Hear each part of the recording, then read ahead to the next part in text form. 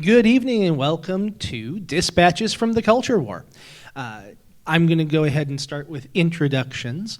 And for the esteemed panel, I know you've probably done this at least once already today, but with your introduction, perhaps a brief recap of your experience in the front line of the culture war.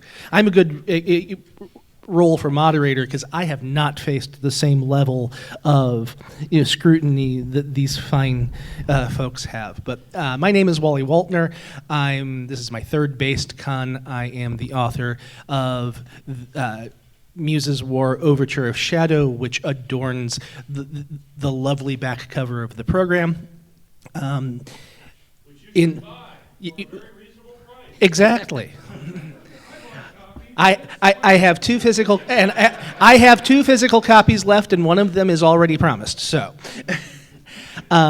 we'll go directly to my right. So, Hans. Well, good, because I'm afraid if we don't start with me, anything else is going to be kind of anticlimactic if I have to come up at the end. My experience in the culture war is I wrote a novel, The Whys of Heart, which is an illustrated courtroom drama of transgenderism versus biological sciences that brings the Scopes monkey trial up to date for the 21st century. And I thought it would be a great idea to do a Kickstarter to help raise funds to cover the art. And somewhat to my surprise, Kickstarter approved it, no problem. The campaign ran and got fully funded, and then a couple days before it would have closed, they pulled the plug on me. So I had to go to fund my comic. Again, if you're looking for a reliable site to do crowdfunds, fundmycomic.com. It's where I'm running my promotion right now on my Fields and Energy book. They're good people, and you should patronize them, particularly since Kickstarter is being even more unreasonable. Oh, I'm now twice canceled. They canceled Fields and Energy too. So, but I don't even want to go into it. It's crazy. But anyway, so that ended up being a net benefit to me because the resulting publicity, I ended up more than doubling my take at Fund My Comic than I did at Kickstarter. But that happened specifically because by the time I came around with my cancellation, a lot of other people who we're going to be hearing from had been canceled, and people had gotten so used to or so desensitized to the whole cancellation thing that they realized it for the scam it was, and instead of running away in fear from someone who might be problematic, they rallied to the cause instead. So, and I have the people with the arrows in the back to thank for that. How long do you have? His story is longer than mine. So it's important to get these things in the right order, because otherwise you will think that things happen for reasons that they did not happen, and being a historian, I want you to know this. So I am a fencer. I'm actually on the World Veteran Fencing team for this year. Thank you. It's the second time I've qualified, so I'm actually quite proud of myself. Foil. Women's 60 to 69. So I have a blog, and on my blog I was writing about things like the spiritual battle I was in as a fencer, and the blog was called Fencing Bear at Prayer. Around 2015, for reasons that I still am not very clear about because I got a nudge from heaven, I guess, I wrote one blog post in 2015 that was titled 3 Cheers for White Men. You can give yourself a cheer. Which you may have heard of, and the 3 points, the 3 cheers were consensual marriage, chivalry, and women's right to vote. And if you wanted to battle me on this, well, consider that men were the ones who came up with the idea of freedom of speech. I had no idea what this blog post would do to my life, right? This was a decade ago. There's layers and layers and layers of it. Some of it plays out in January 2016 when a woman in my field, medieval studies, found that said blog post, posted on a Facebook group saying, look, I found one of those. Because I'm at the University of Chicago, that meant there was much gasping and fainting and such like that. It got even worse when I showed up in the Facebook group saying, let's talk. This did not go as well as I imagined, because I, in my innocence, thought, oh yes, we want to talk through things, and I'm a fencer, I welcome the bout. Okie dokie. Issued in a series of blog posts that explained what I meant about chivalry and a variety of other things, including why I, as a tenured professor at the University of Chicago, felt that it was important for me to say something. Because yes, I have tenure, and if the whole point of tenure is that you can have uncomfortable and difficult opinions, and if I don't say anything, I'm dirt. That didn't calm everybody down for some reason. Anyway, about the same time in January, February 2016, a certain mutual friend of ours, but not yet, you may have already known him, was starting on a tour of campuses in giving dangerous speeches, right? And in September 2016, I watched one of Milo's videos when he was speaking on something on campus in Texas. And I wrote to him. I do not tend to write to famous celebrities, dangerous or otherwise, except for when they have books that I like to tell them that I love and things like that. And I wrote to him saying, "Dear Milo, Mr. Yiannopoulos." I said, "Dear Mr. Yiannopoulos." He likes manners. I teach at the University of Chicago. I was in this bout over chivalry and things like that. I see the things that you're saying in your speeches, and I'd really like to give you help. I'd like to help you if I can. He wrote back. That story is told here, which are the blog posts that came out of Fencing Bear at Prayer that are specifically about the subset of my story that involved Milo. There's another set of blog posts that we didn't put into a book, which was specifically about what subsequently happened to me in my academic field when I became friends with Milo, which got even more exciting, included, petitions, threats, national coverage, meeting Alex, and yes, and a variety of things. We're supposed to be here for the vibe shift. That's all ancient history now, and we've gone through so many other layers. I'm not going to give you the full, Fulton Brown version of things. I do not write short books. But over the course of the last decade, a number of wonderful things have happened, including that I started writing poetry and that I taught some of my students to write poetry, and therefore to give you a sense of how much the culture has changed in the time that this has been happening. One, this is my students' poetry. I have an introduction in it. I've been on her podcast. She's been on mine. Her father is our Secretary of Transportation. One of the students who took my class and whom I've had other adventures with, because she was also one of the co-founders of the Chicago Thinker, and we have a whole COVID story that we can play out for that. Evita Duffy Alfonso is one of our poets, and her poem I highly recommend because it's about how her grandparents survived the Spanish Civil War. So whatever culture and fronts we're on, it's an ongoing story. My name is Alex Macris. I encountered... I think it's on. Not on? Try the other one. Try this one? I will try this one. This one is dead anyway. All right. How about that? Is that better? Yeah, there we go. All right. So my name is Alex Macris. I got enlisted into the culture war circa 2013. At the time, I was the founder, publisher of The Escapist and senior vice president of Defy Media, an LA-based media company. The Escapist became embroiled in a sort of cultural movement called Gamergate, which pitted an insurgent gamer uprising against the woke scolds that had begun to take over game publishing and game journalism. Escapist was put in the uncomfortable position of having to pick a side in that fight, and I thought to myself, well, we're a publication for gamers. I guess we should choose the gamers side. That seemed very logical to me.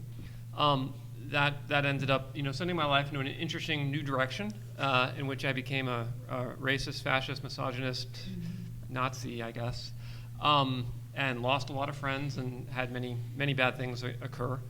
In the course of Gamergate, I met Milo Yiannopoulos and collaborated with him some things. So Milo and I then a few years later put together a business called Milo Inc., which was an attempt to set up. Milo is sort of like a Bill Maher of the right wing side of politically incorrect comedy. That was greeted with great enthusiasm, and ended up with Milo's email being hacked by BuzzFeed and BuzzFeed going through about 10 years of email looking for every bad thing you could ever find, and if you had access to 10 years of someone's email. So we, which led to enough bad stuff that the investors pulled out, left us with several $1 million of debt, and basically blew up our lives. So yeah, so I've been through the mill of the culture war, and it got it about as bad as you could get it. Lost pretty much everything, about 95% of my income in 1 year when everything got torpedoed and the debt piled in. So rebuilt from there as in my hobby business of tabletop games, and started again from scratch at age 45. So if anyone has any questions on what it's like to be canceled, direct them this way. Yep.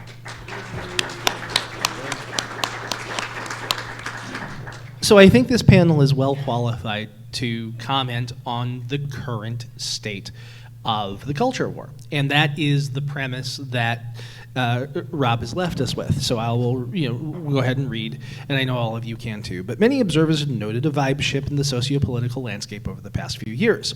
Wokism seems to be in retreat, and cancel culture is on life support. How real is this vibe shift? Will it last, or will the pendulum swing back?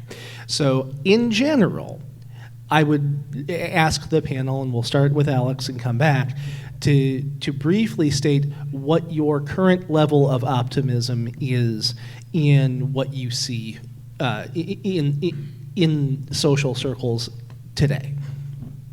Yeah, so there has definitely been a vibe shift. I will say this, so at no point, even at the height of the culture war, woke mob outrage in 2016, et cetera, was it ever more than 10 to 15% of the population was strongly aligned with what we would call those sort of progressive or woke or social justice values. What has changed is the percentage of people that are willing to go along with them. And what was the percentage of people willing to go along with them? What was by far the most painful part of the whole process was me, friends of mine, et cetera, having our names dragged through the mud, our reputations slandered, and people who knew they were lies calling me privately to say, I know these are lies, but not being willing to say it publicly, not being willing to stand up and defend, not being willing to say, this is a lie, this is a good man. And that's changed. And I don't know 100% why it's changed. Maybe it's changed because there's been a preference cascade and so people feel safer coming forward. Maybe it's changed because everyone now has had a casualty of someone they've loved and they're like, I can't abide this, or they've seen it hit a little too close to home. I'm not sure, but that's changed. And so whether it will continue to change is going to entirely depend on whether or not the mainstream American continues to feel like they're tired of cancel culture. Because one thing I will tell you is that 10 to 15% has not changed. They are salivating still for blood, and they're waiting, and they will strike if you show weakness.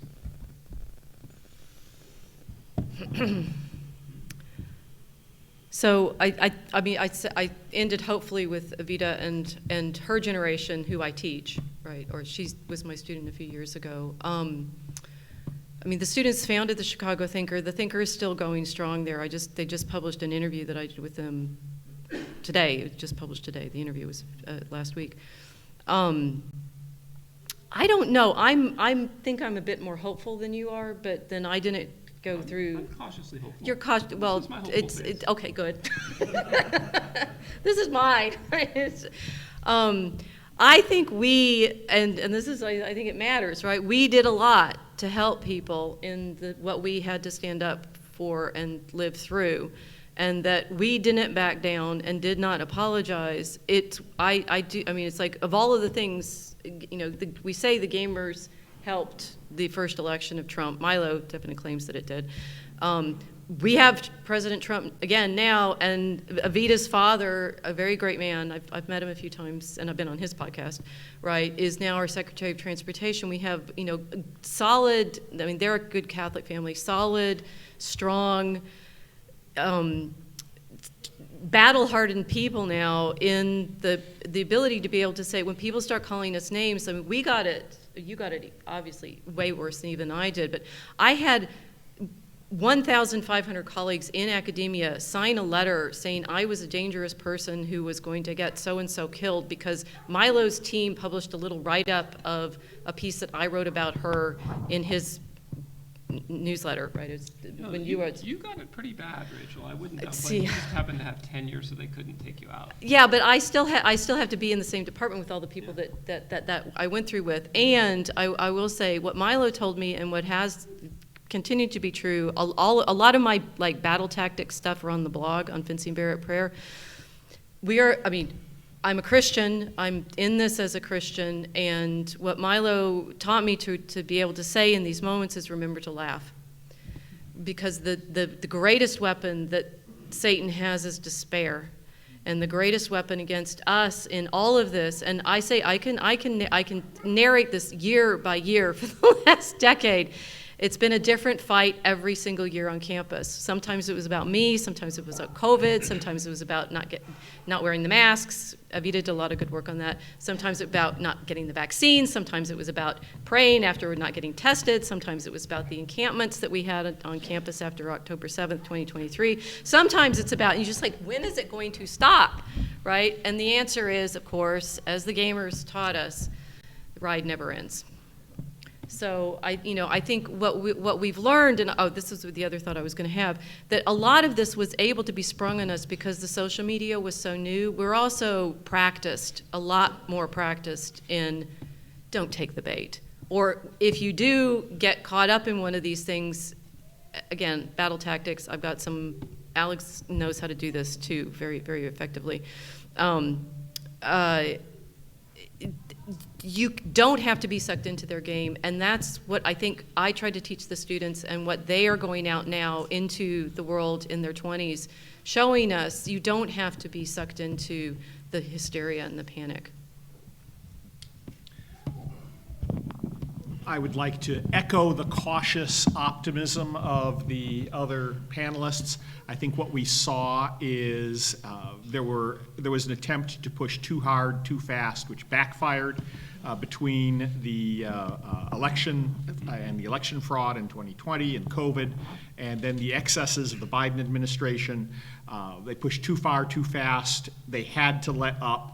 Now they're still waiting to try it again and try harder, but that's very encouraging. And there were a lot of people whose eyes were opened by going through that experience, who had blind trust in medical authorities and government and so forth, who learned that that's not necessarily a good idea. It has had the advantage, though, of driving away the fair weather friends and the summer soldiers, and leaving a hard core of people who understand what's going on, who understand the stakes, who have their own independent judgment and don't just blindly follow the cultural currents. And coming to a place like BaseCon where we can meet those people, who've been distilled from the greater crowd is just a wonderful benefit. If we had not gone through that kind of trauma, it would be a lot harder to identify each other. But the fact that we're here is just makes a great opportunity to socialize with people who've been through the similar battles, not necessarily as extreme as some of us, but who understand what's going on. One point I want to make is going back to the concept of communications, because there's a Canadian professor, Harold Innes, who identified the concept that there are two classes of communication through time and communication through space. And examples of time-based communication are things like architecture or obelisks, things that take a lot of resources to build, but are more or less permanent and always there. I mean, you can read the exploits of the pharaohs on the obelisk in Central Park or wherever else they've happened to move an obelisk. That's communication through time. But there's also communication through space. It's more ephemeral, things like paper, being able to get your message out and get it very quickly. And different kinds of communication you can classify one way or the other. The internet is really peculiar in that it fits both of those pictures. If you say something online, it's permanent. It's as long as someone pays the bill on the server and it's stored somewhere, it's always going to be there. And it takes a lot of resources to do that. At the same time, the internet has allowed an unprecedented amount of self-selection, of forming communities, of getting ideas out. A lot of this research and dissident thinking would not have been able to get this kind of traction back in the 20 or 30 years ago, in the days when pre-internet days, when you have to have hand-mailed posted newsletters and things like that for small movements like this. I think our opponents are hoping that they can take the internet and turn it into the worst kind of Orwellian control system that any of us can imagine in any of our fictional works. But at the same time, I think they've underestimated the power of it to create those connections and to enable an intellectual resistance to the kinds of things they're doing. So we're living in what are truly exciting times. No, absolutely. That resonates with me, all of those answers. What I would like to do next, and this will be an audience participation activity as well, I want to pick some recent events in which we can kind of apply the filter of what does this tell us about the current state of the cultural dialogue. And to be able to say, is this an encouraging sign? Is this a deceptive sign? Is this something that that we should look at with caution? I'm going to give an example, and I will have each of the panelists respond, and then I would like you guys to think about what are some of these examples that we can say, what does this tell us about where we're at? So I'm going to use, for an example, Sydney Sweeney's American Eagle jeans ad. I was impressed, and I tried to filter out my confirmation bias, but it certainly seemed to me that the forces that would have liked to have canceled both Sydney Sweeney and American Eagle for daring to put traditional beauty back on in advertising, and and when things started to get loud, they stood their ground, and I felt like that was encouraging. So with that as context, going down the line, and what was your impression of that particular series of events, and do you think it's evidence of optimism, pessimism, or a non sequitur? Well, I think that it's definitely cause for optimism, and it's optimistic that we're no longer seeing the social justice themed advertising shoved down our throat to quite the same extent. We've had just recently the whole Cracker Barrel controversy, where we had what was an iconic kind of conservative, right-wing brand that was attempted to be rebranded and turned into a soulless big city, blue dot kind of establishment. The pushback on that was really encouraging. We've also seen in military recruitment ads, now they're actually putting white men in military recruitment ads. I don't know whether that's a good sign necessarily or a bad sign, but they're at least trying to recruit the people who have historically been among our best soldiers. So I think there are optimistic signs in the culture, whether it is trying to distract people, or you could put a negative spin on it, but it's encouraging that they feel compelled to do that instead of doubling down on the social justice advertising we've had the past few years. Don't trust advertisers. So you brought up the media stuff, right? For Draco Chemicus, we've thought a lot about not only Ennis, but Marshall McLuhan, and the way in which the ads are always there for the news and vice versa. And so you're in a kind of rhetorical sleight of hand and magic, and McLuhan's Mechanical Bride is essential reading to get through all of this, because he's noticing the way in which the rhetoric is always more than you think. One, Sydney Sweeney's not blonde. She's got her hair dyed. Okay. And the thing is, a lot of that is, so they chose that, right, for that shoot, right, to say we're going to put a blonde woman in the jeans. She's actually a brunette, right? And that definitely, somebody's playing interesting games out there, right? Don't trust the advertisers. I will give a different kind of advertising thing that I do find a little more hopeful, is that I've been watching The Love Boat a lot. It streams on Pluto. It's like, hey, you know, I grew up with it. It streams on Pluto, which runs ads, and the ads are interesting because they are things like families keeping houses clean, including the younger men in the advertisements showing their moms how to do things like keep the house clean, which just blew my mind when I saw that. There's a lot of car ads which have another layer, but what I do see, and the Cracker Barrel thing and the Sydney Sweeney thing are an interesting evidence. The advertisers, I mean, we like selling our books, and we want to figure out how to like get people to pay attention and click and stuff like that. If what we're seeing is the advertisers trying to figure out who they're selling to now, and certainly for the last several years, they thought they could do it with the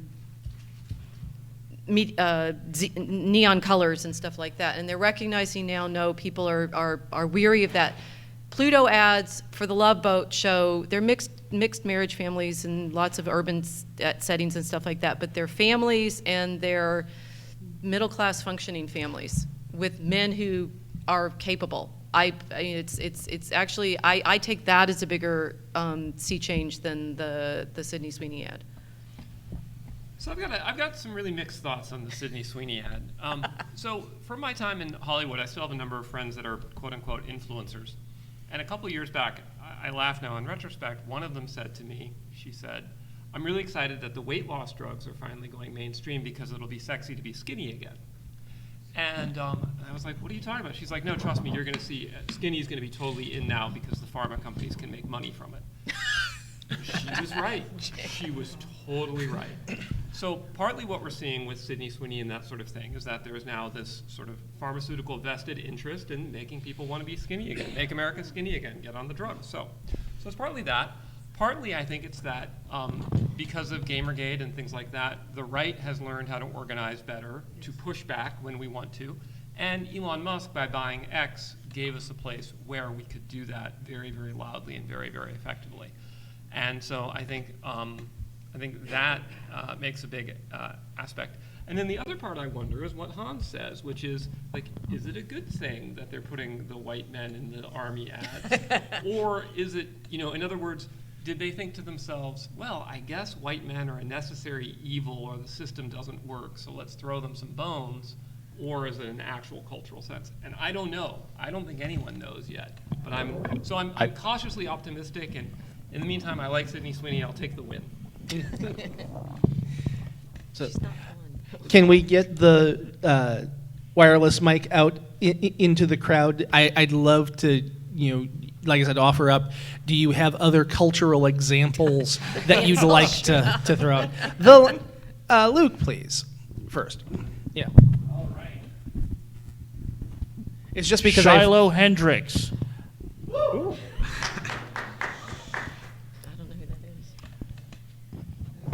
Shiloh Hendrix. I'll comment on that. Do I need to say more, or can I just pass the mic back? Yeah, no.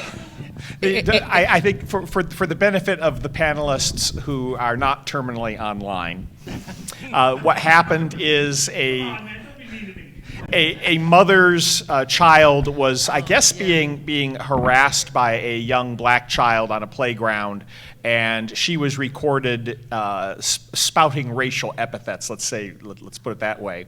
And there was a huge effort to cancel her, which resulted in her GoFundMe raising enough money for her and her family, her husband and their 2 children, to buy a really nice house out of the big city and in the country where they are going to live happily ever after. Yeah. So, $800,000.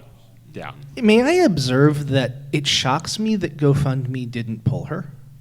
It was a Give, Send, Go. Now, you see, and that brings up the point of alternative platforms. If Give, Send, Go hadn't been there, GoFundMe would certainly have pulled her. Absolutely. So I see that as an encouraging sign. Yes, it is. Yeah. I was going to say, did Is real. Rachel or Alex want to weigh in? Okay, so, I mean, one of the meta things that I see developing over the last, I mean, so I started my blog in 2008, joined Facebook the next year. My blow up on the blog happened in 2015, 2016. It's now 2025. Some of what's happening is, like I said, we're getting used to having this this new media environment that we live in, right, called the internet, which may like the cat memes and therefore keep us alive, and right, and we've also learned how to behave on it.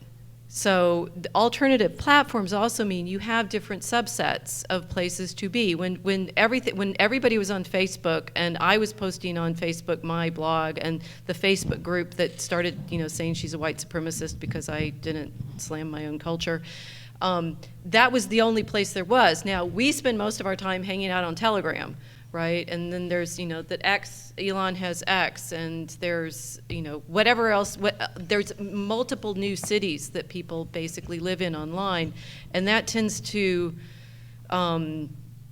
give people spaces to have these other kinds of engagements. I think with the Shiloh Hendricks thing, we're also seeing is people are now fully aware that if you do something publicly, it will be recorded. The village is here. Right, and so how we respond to it is also a test of which communities we are now creating, recreating, and such like that. I live in the south side of Chicago. I am happy to report that it's nice living in the south side of Chicago, whatever the president is going to do with whoever he's sending into help. So like, we're constantly catching little flashes of things that are going on, but people are starting to realize that the internet is not the whole of our life, and also that the internet has subspaces in it. Yeah, so my takeaway on the Shiloh Hendricks matter made me think of a concept called preference falsification. I don't know if you guys have heard of that. But preference falsification occurs when I believe something, but I refuse to say it because I think that you guys believe the official party line. So I'm faking it, but you're also faking it because you all think that I believe it. So we're all falsifying our preferences collectively at the same time. And the way you maintain preference falsification, which the totalitarian societies of the communist bloc perfected, is you prevent the people from communicating with each other. So you set up a Stasi secret police that they can't know who they can confess to. You control the media. You make sure that any form of communication which would enable someone to reveal their preferences is controlled and shut down. When that control slips, it triggers what's called a preference cascade. And the preference cascade is, it's the story of the emperor has no clothes, and then the kid is like, hey, he's got no clothes, and then everyone can talk about it.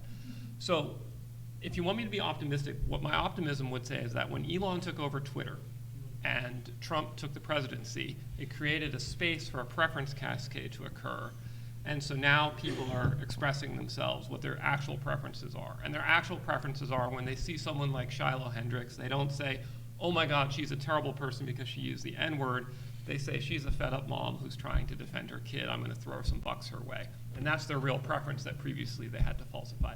So if you want me to be optimistic, for Rachel's sake, not to give into despair, I would say that's my optimism, is that we may be experiencing preference cascade, and so we can look forward to more good things. All right. So Bill has the mic, and I was going to say, I saw a couple of different hands. So yeah.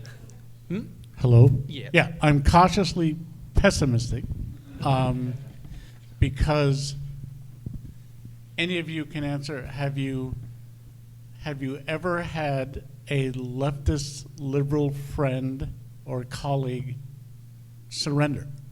Have you ever had one of them end an argument by admitting, all right, you've convinced me, your reason overwhelms me, I've been a fool?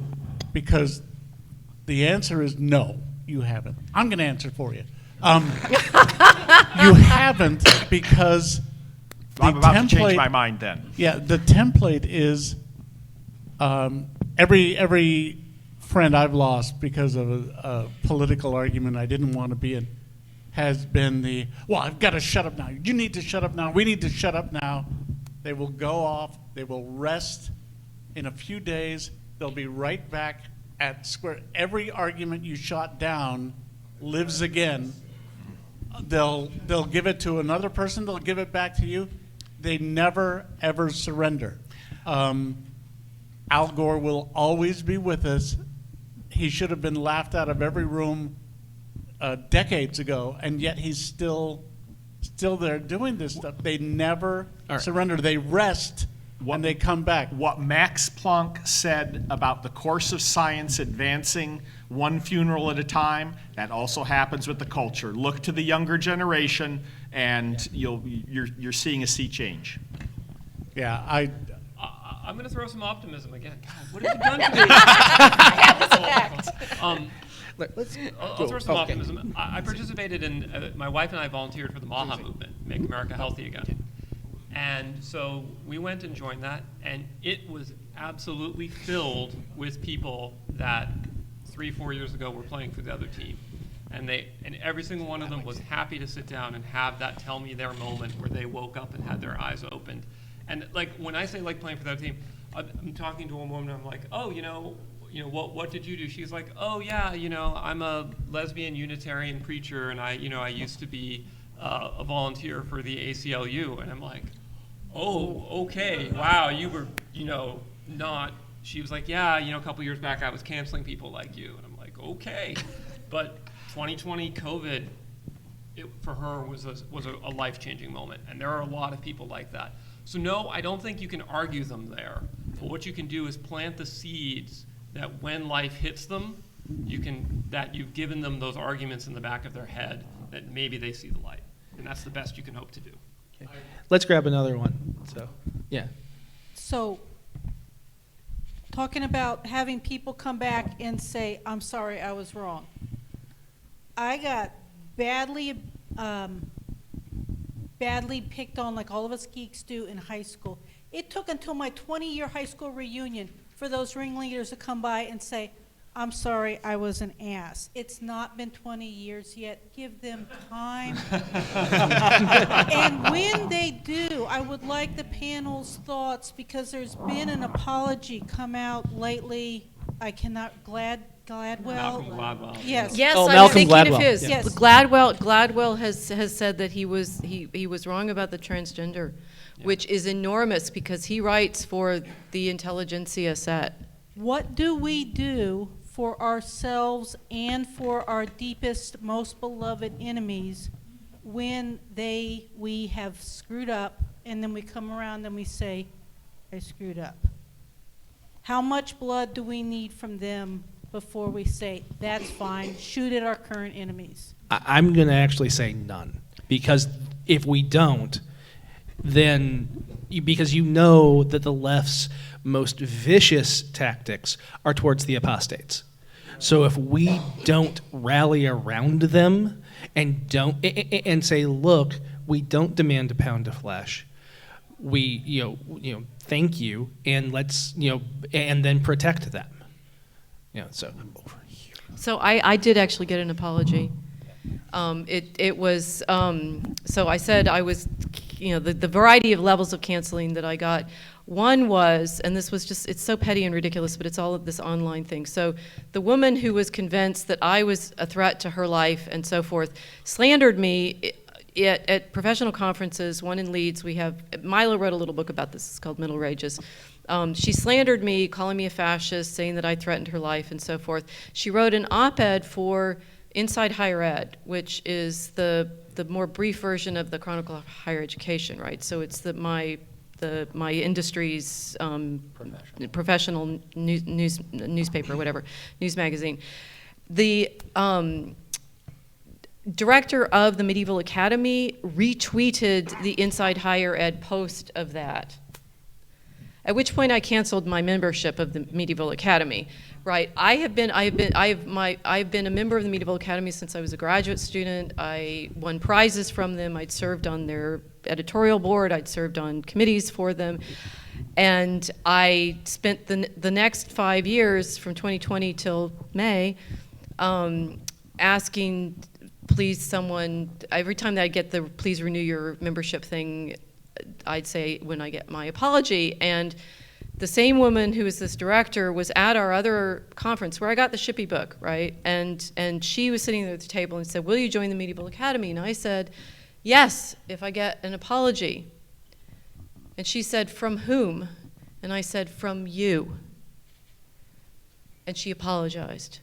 Now, I grant you, she's like, if I said that, I'm sorry. But she apologized. She knew who I was. Everybody knows who I am in this situation. She said, "Oh well, we lost contact with so and so. She's no longer. They gave her a prize a couple of years ago and stuff like that." And I'm like, "Okay, thank you." And I'm a member of the Medieville Academy again. But as you were saying, I had to be patient.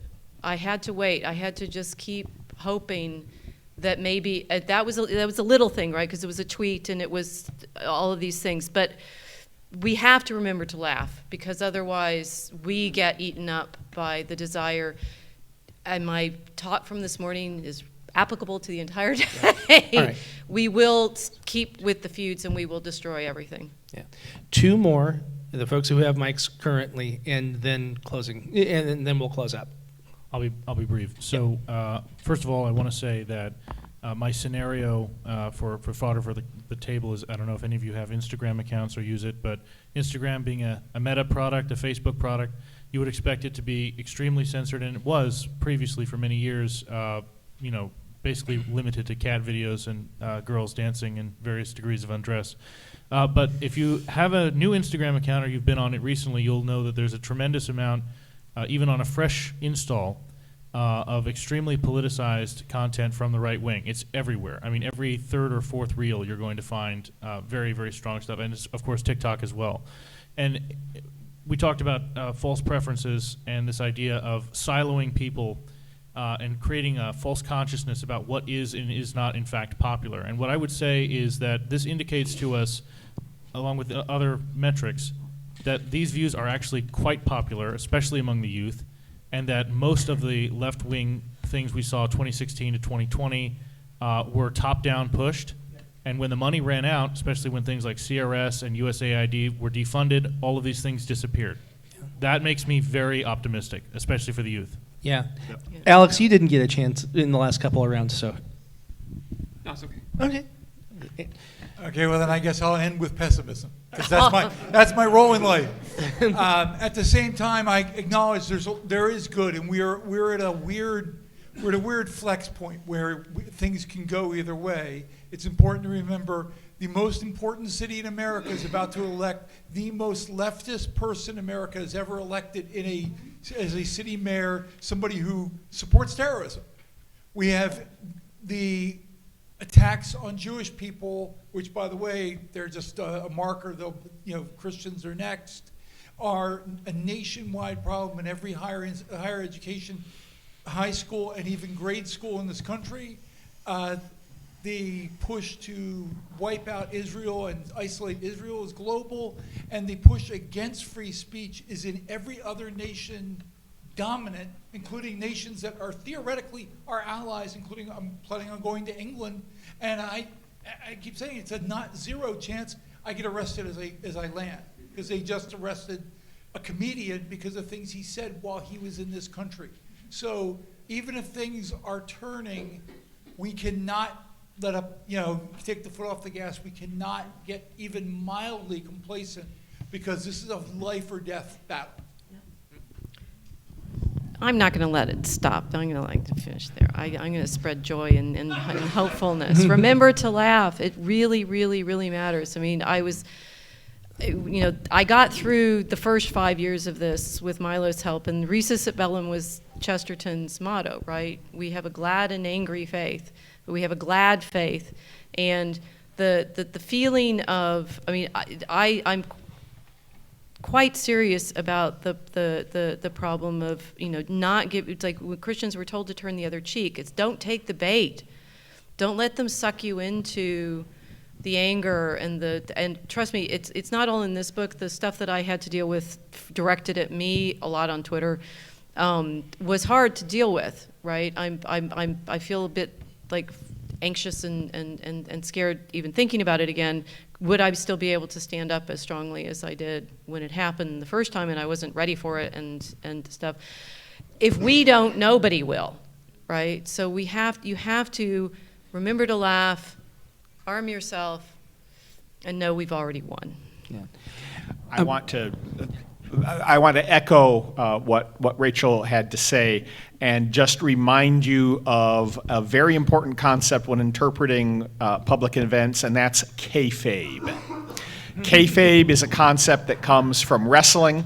It's the point that all the wrestling matches. I hope I'm not destroying anyone's illusions here. It's still real to me. But they are arranged, and they are arranged in a way to create maximal drama and maximal engagement and draw maximal attention. And believe it or not, those same concepts are very likely at play in the public sphere. Dan was talking about England. There's a Substacker I follow who has all these just fascinating and eccentric and off-the-wall takes. Miri A. Finch. She runs miriaf.substack.com. And she was pointing out the whole outrage over this woman named Lucy Conley, who had an enraged tweet that she immediately canceled and ended up spending 30 months in prison, or sentenced to 30 months. And then when Mary looked into her background, her husband, just by remarkable coincidence, was also the very first person in their county to get the COVID shot. And you start looking into the background, and it looks very suspiciously like a lot of these people in the media are there because they're arranged shows specifically to try to engender that kind of outrage and flame up emotions by putting a controlled opposition in the place to create a preferred scenario of some kind. So the lesson that she has is, if you know their name, they're in the game, and it's good to keep that in mind, and the fact that a lot of events are fabricated, and you shouldn't get yourself emotionally wrapped up in what's going on. Miri A.F. She's actually the one that I read about Sweeney on, saying that she thinks the Sweeney ad thing is another kind of Another invite. It's Alex? easy to get even more down the rabbit hole than It's a very deep rabbit hole. it's Watership Down is nothing on. I was going to say, one last chance. Yeah, I would just say, I guess, if you're thinking about what should you do, I would say two things. One, if you see someone going through it, reach out to them, but don't just reach out to them publicly, don't just reach out to them privately, reach out to them publicly on your social media. Comment, repost, whatever the platform is. Make it known publicly that you're on their side for all those reasons we talked about, of that preference falsification, right? Fight back against that. The other thing I would say is that if you're thinking, I want to be involved in the culture war, there's different strategies people can do. I would say the most effective thing you can do is figure out, on whatever issue you're working on, figure out where that Overton window of acceptable discourse is, and position yourself outside the mainstream, but within that window. Don't be the edgelord who goes outside that window. There's a very good reason, very strategic reason I want to give that for you, is if you end up outside that Overton window, so let's say someone you really respect says something that's like a little bit edgy, but it's within the realm of possibility. You're like, oh, that's edgy, but within the realm of possibility. Because this trusted person said that, I might think that. But if that person says something that just seems lunatic to you, then you're like, oh, this person I respected is actually a lunatic. And so then what happens is you downgrade the person. So you always want to, when you want to think about how you want to involve in the culture war, you always want to be just inside that Overton window where you can say the thing that's meaningful but doesn't get you branded as a lunatic. And over time, and the left is the masters of this, what? How could you oppose people getting married? They just love each other. Ratchet effect. So anyway, the right needs to master the ratchet effect. We're not very good at that because we don't like manipulating people, but that's... We are at time. I think this was a very interesting discussion, and I think it was a very real discussion. It wasn't sugar-coated, but it also wasn't doom and gloom. I think, and I want to thank the panel for their participation, and I want to thank the audience for their participation.